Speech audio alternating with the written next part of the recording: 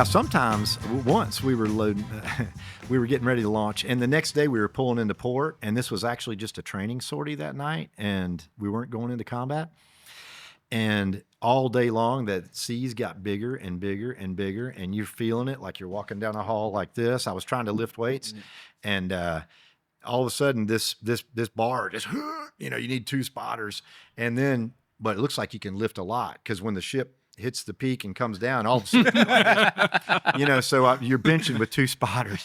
And but that night, my bombardier and I got we were steaming downwind, so the aircraft carrier is going downwind in heavy seas. Yeah.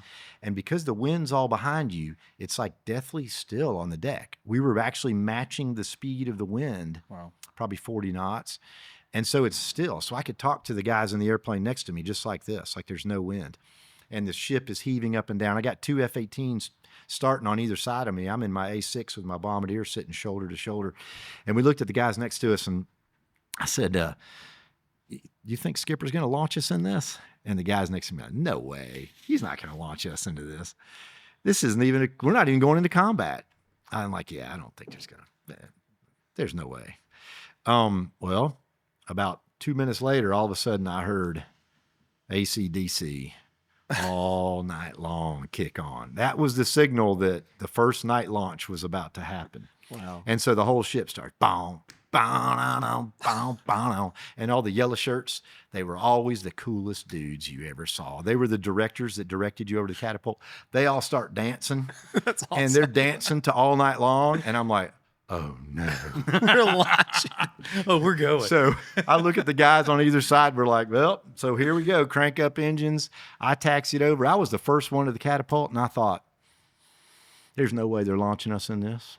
There's no way. I mean, I'm seeing like all sky and all water, and I'm taxiing all the way over. I get there, and they give me the spread wing signal. I spread my wings. I'm like, oh, I guess we're going.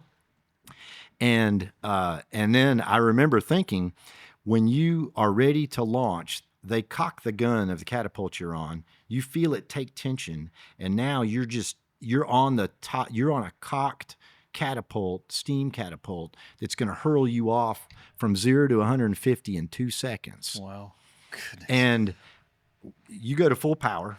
You wipe out controls. That night, I'm looking for something to be wrong. I'm like, please, plane, break. Give me some kind of caution or warning. I do not want to go flying in this. I mean, I'm getting hit with sea spray, right? I'm already wet, but I couldn't find anything wrong. So I flicked on my lights, which is the signal at night instead of a salute that I'm ready to go. And there's a 19-year-old sailor sitting just off my right wingtip, right off the edge of the ship. His job is to push the button, and when he pushes the button, it fires the catapult. And your life is in his hands. Well, I'm watching, and I flicked my lights on. I'm hanging on for dear life, ready to go. And I'm like, shoot me, because the ship was still going up. You want to be up, yeah. I wanted to be pointed up when he shot me, right?